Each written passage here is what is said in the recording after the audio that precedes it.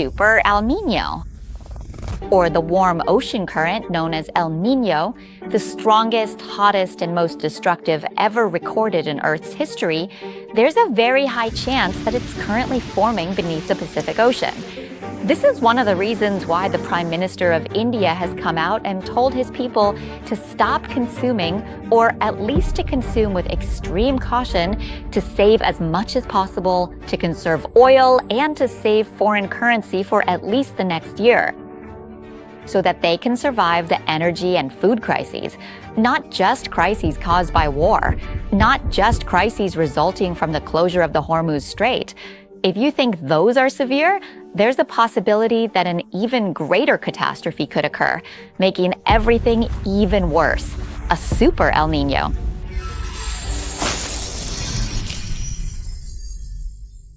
You can support this Super El Nino video from Sai Money Monster channel by scanning this QR code, or if you want, you can leave a comment asking if this is just a casual chat.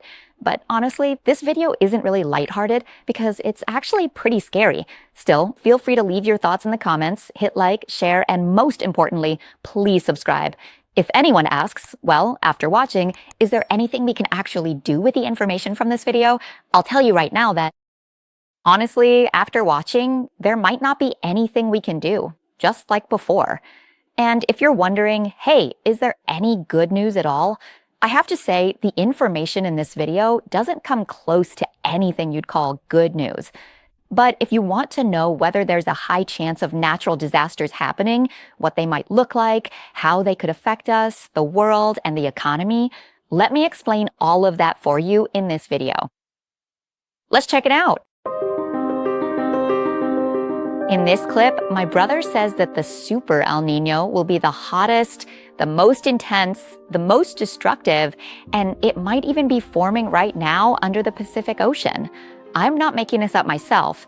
Of course, this is something that major media outlets like the BBC and other global news sources are talking about right now. Let's listen to what they have to say. What notion so loftic is happening, the crypt in the world to water sign to a warning and next show. Confronting the raw power of nature during this Super El Nino event is a serious wake-up call. This has prompted Narendra Modi, the Prime Minister of India, which is currently the world's 5th largest economy, to come out and directly tell his own people that stop consuming, meaning be extremely cautious with consumption. Cut down on oil usage, reduce diesel consumption, use less gasoline, and spend less foreign currency. He asked his people not to travel abroad at all in order to save money, at least for the next year. Listen to this. It's about to rise, and it's rising faster. But right now, the sun isn't fighting, isn't fighting, isn't fighting, isn't fighting. This speech, does it mean saving up for the energy crisis that's happening because of the war? Well, yes, the war is part of it. Right now, shutting down the hormones is already causing an energy crisis. It's already creating the possibility of a food crisis, and it's already causing inflation. But if anyone thinks this is intense, there's something even more intense, which is a natural disaster called Super El Nino, and it's only about 12,000 kilometers away from India, deep under the Pacific Ocean. So why exactly did I start off with a warning from the Indian leader? Because the last time a Super El Nino happened, one of the countries most severely impacted in the world was India. But the one that's presently developing and taking shape under the Pacific Ocean right now is going to be even more intense, and it could devastate India in a way that's never before seen in recorded history. So you might ask, when was the last time a Super El Nino happened? The one where India was hit the hardest. What was it like? Well, Super El Ninos do not happen often. You could say they are like rare items. The last time a Super El Nino occurred on Earth was between 1876 and 1877. Back then, it was a real disaster. There were back-to-back monsoons for 2 years, which completely destroyed crops. 58 million Indians, which would be about 80% of Thailand's entire population, hardly had anything to eat. That Super El Nino event was actually the reason why about 3 to 4% of the world's population at that time died. Super El Nino is considered the most severe stage of El Nino. Yes, El Nino has several levels depending on how much the temperature rises above the average. Let me break down the levels of El Nino for you. So, how many main levels are there and when did they occur? The most severe one is the Super El Nino, right? That happened around 1876 to 1877 when the temperature was about 2.7 degrees Celsius higher than average. That extremely strong Super El Nino caused about 3 to 4% of the world's population to die. The next level down is the very strong El Nino, which happened in 1997 to 1998 and again in 2015 to 2016. At that time, the temperature in the El Nino region of the Pacific was about 2.4 degrees Celsius higher than average. That's only about 0.3 degrees Celsius less than the Super El Nino. But even that small difference is actually huge. At that time, there were severe droughts in some parts of Africa, especially Ethiopia, and also in the Caribbean. There were wildfires in Central Asia, and it had a massive impact on the global food supply chain, according to UN reports. That El Nino event affected the food security of more than 60 million people around the world. As for a more typical El Nino, let's just call it a regular El Nino. It happened recently, from 2023 to 2024. At that time, the temperature was about 2 degrees Celsius above average. That's why 2023 and 2024 became the second and first hottest years ever recorded in the history of our planet. If you want to know a deeper reason behind the heat happening around the world, there's also the issue of the breakdown of amoxide. I've explained it in detail in another video. Climate change, you can go check it out. As for the possibility of a massive disaster that might be brewing under the Pacific Ocean, what meteorologists around the world are worried about right now is that several climate models for late 2026 are predicting that temperatures could be as much as 3 degrees Celsius above average.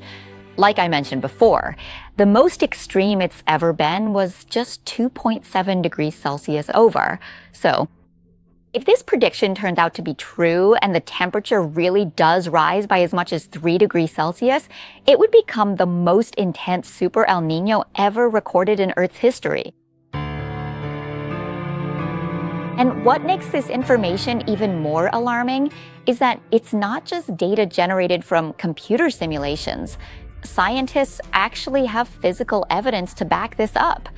Right now, at a depth of about 100 meters beneath the Pacific Ocean, meteorologists are monitoring the latest supercomputer models for the end of 2026, and they've found that sea surface temperatures are rising significantly. Where can we see this? We can see it from this graph, the Oceanic Nino Index. It's a monitoring system that shows how much warmer the water in the central and eastern Pacific Ocean has become compared to the long-term average.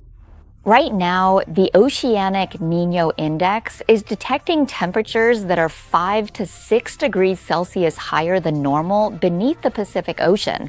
This data points to the possibility of a Super El Nino event, which, if it happens, will have a severe impact on global climate, affecting rainfall, droughts, floods, and so on, all around the world. From 2026 to 2027. All right, up to this point, a lot of people are probably thinking, okay, you've been talking about Super El Nino since the beginning of the clip. Can you explain what exactly El Nino is? All right, everyone, let's put the finance textbooks aside for a moment. I really made an effort to research this and tried my best to understand it so I could explain it to you. I hope you'll get it. Let's start with this globe here. You'll see arrows showing the wind patterns. These are the normal conditions, called trade winds. If we look at the trade winds over the Pacific Ocean, you'll see that they blow from east to west, basically circling the globe from South America to Indonesia and Australia, something like that. So these trade winds are basically winds push the warm water in the ocean over to the western side. When the winds are normal, they keep blowing the warm water as usual. And over time, this creates a massive pool of warm water on the western side. Let's look at this graphic to understand it better. Here, you'll see this yellow-orange circle. This is the pool of warm water on the western side. As long as the trade winds, or the winds, keep blowing normally, they'll keep pushing the warm water to form this pool in the yellow-orange area. Now, when the warm water gathers here, you'll see these three upward arrows. These represent the cold currents that rise up from the ocean floor to replace the warm water that's moved away, right? This process is called upwelling. When there's upwelling, it pulls up nutrient-rich substances from the deep sea to nourish the marine ecosystem in that area. That area is the coastline of Peru and Ecuador. It's one of the most abundant marine regions in the world. But for whatever reason, maybe global warming or something else, it causes the Earth's atmospheric circulation system, the trade winds, to suddenly break down. This happens during El Nino. And when El Nino occurs, the trade winds weaken. Let's make the trade winds look lighter in color.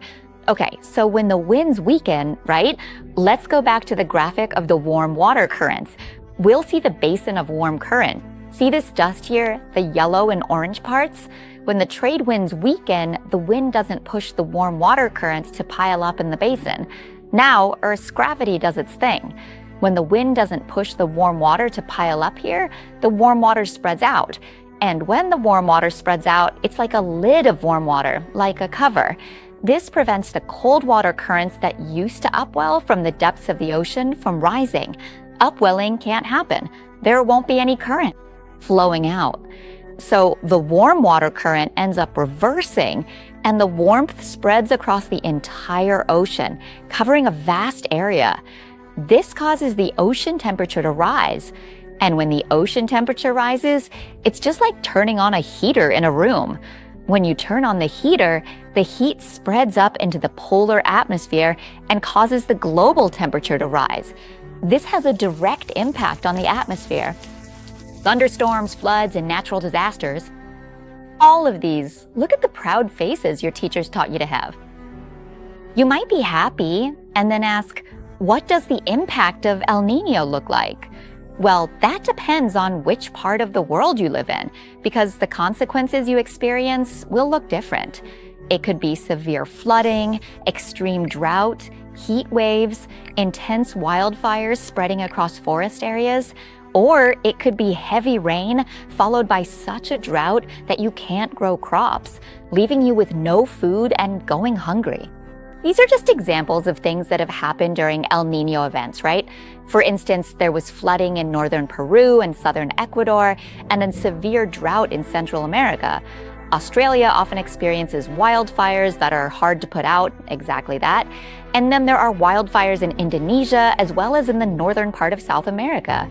When you get floods, droughts, or wildfires, they destroy agricultural crops. What has happened before is that it puts pressure on food production and agriculture, and also the production of fertilizer in the Middle East. So during El Nino periods, fertilizer prices in the Middle East go up. If you ask how high fertilizer prices are right now, well, global fertilizer prices are already sky high, practically reaching Mars. And if El Nino happens, fertilizer prices will get even higher. And yes, if crops can't be grown, if food can't be produced, if there's no fertilizer, it will significantly impact the global food supply. And if you ask how severe it could get, well, it really depends on how intense El Nino is, how high the temperatures get. El Nino just means things get even more extreme. That's all. So let me ask the next question as a Thai person. If a Super El Nino happens in Thailand, how will it affect us? From what we've discussed, we already know that a Super El Nino definitely impacts rainfall and the agricultural sector. Now, let's focus specifically on the economic impact. Since we know El Nino affects rainfall and agriculture, the sector that will be hit the hardest if the rains don't come as expected is agriculture. So let's take a look at how this will affect Thailand. Do we still rely a lot on agriculture? Let's look at what percentage of Thailand's GDP comes from agriculture. This data is from the Global Economy, 2024. Agriculture accounts for about 8.71% of Thailand's GDP, which is not even 9%. Is that a lot?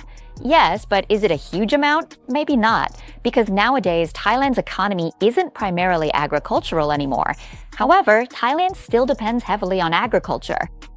Because even though agriculture only accounts for about 9% of GDP, it's the sector that employs 30% of Thailand's workforce.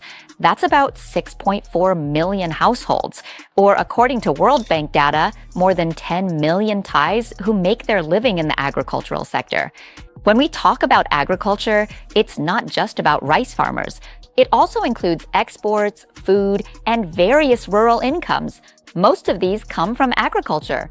The data is showing that agriculture contributes 9% to Thailand's income, but employs 30% of the Thai workforce, actually has several underlying implications.